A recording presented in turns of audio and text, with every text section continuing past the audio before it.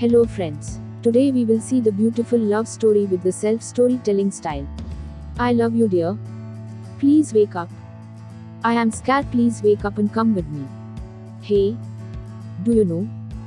When I was 8 years old, my mother said that, out of all 5 of her children, I was the easiest baby for her.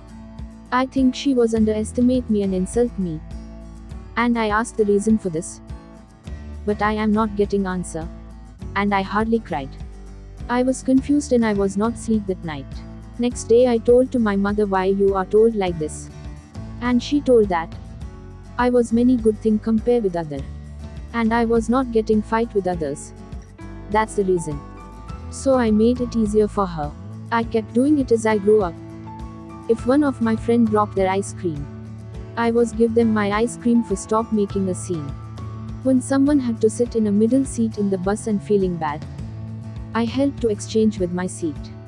In my 5th standard, when my friend was stole my food from my lunch box, I just ignored the angry and ate 1 carrot remaining in the lunch box even I had hungry.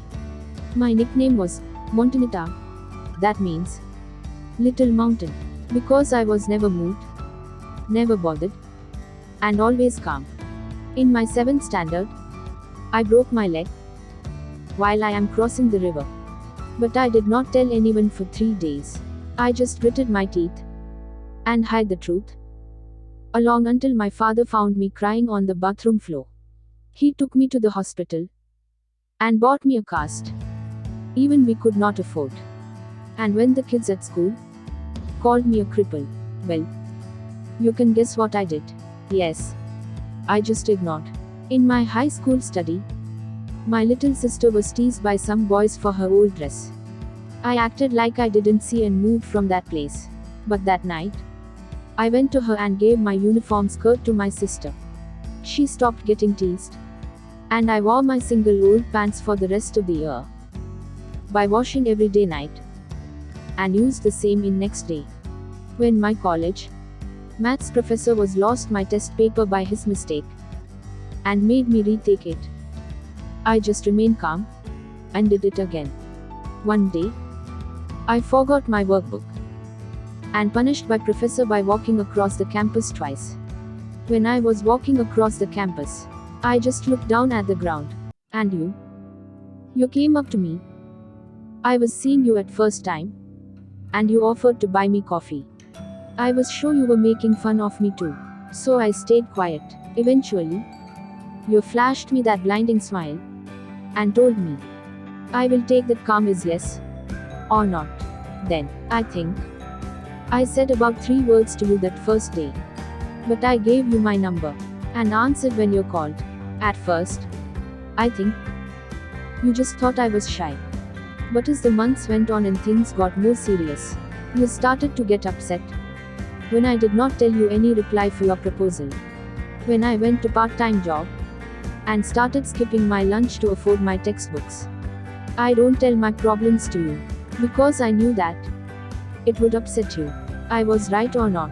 You were so mad when you figured it out and loved me so much.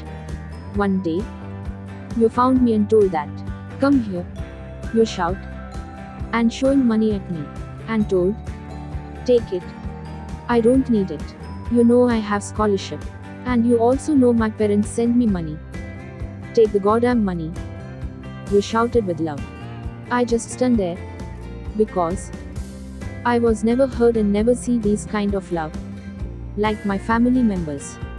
When you noticed how stunned I was, you softened your voice and told that, please, it's hurt me to see you starving yourself. Please take the money. For the first time ever, I talked to you. Why? Only single word. You laughed at me and told to me, because I love you. You idiot. I stunned with your love and lovable angry with me. I took the money from you. But most of the time, I returned back the money into your wallet silently. It was so easy for me. Because your wallet was kept in your bag.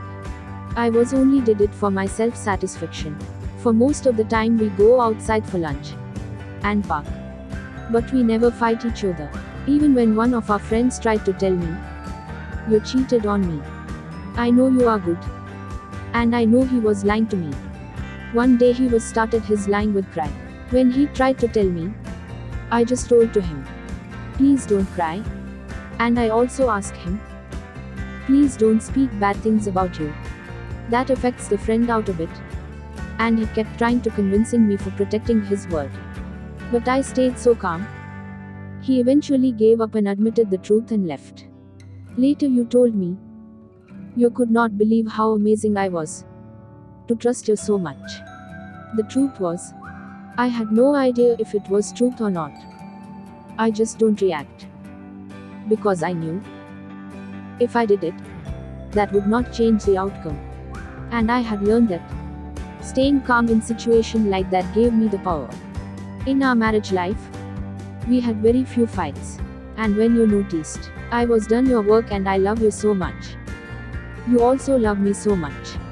But you felt so bad because you would do some of my works to make it up and help me. When our children misbehaved, I never raised my voice or screamed and not made a scene. I just asked them what they did and solved the problems with calm. Because my dad told me once, angry is not given any solution, but angry with some advice is powerful. And advice with calm in love is most powerful. I choose the most powerful one. Because angry to the children's is only gives care. I figured I had stay like I was calm, quiet, peacemaker, and non-reactive for the rest of my life. But you changed that. You only changed because I can't control my emotions when you died. When you died, it was like the frozen mountain of emotional outbursts inside me melted all at once. Nobody expected it.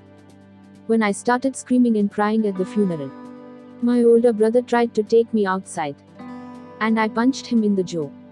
I apologized later after some days. You had hardly recognized me now. I think it's a lot harder for me to stare blankly now and take things. Because I keep remembering you saying, stand up for yourself. You deserve better. Now you are not here anymore to stand up for me and our kids. I don't know how to describe it exactly. What changed the moment you left this earth? This is not easy for me. Because you are my world. I was not doing anything without you. I don't know how to live without you. I am ready to come with you. And we will going to heaven now. But one thing is stopping me. Yes. For our children's I will live without you. After our marriage, we went many places together. You are not going without me. I know this time you are not interested to invite me. Because of our children's. I think I was mess for a year or 2 years. For I managed to get everything in under my control. Like before in most of the things. But even now, I am still calm, rational, and think before I speak. But if anything or anyone threatens our children's or their happiness, I know I have to be the one to protect them. Peoples who's climbing the mountain know that. The frozen snow covered the mountain peak. That looks so calm and beautiful for see. But frozen snow in the peak is not good for people who climbing the mountain. And not good for the mountain also. Because the snow covered the mountain. I also covered but much snow. But I promised you, our children's will not difficult with that snow. And I melted the snow quickly for our children. And your lovable wife, myself. Please allow me to crying today. One day we will meet again in heaven. I am waiting for that day. I love you. My dear husband, I love you.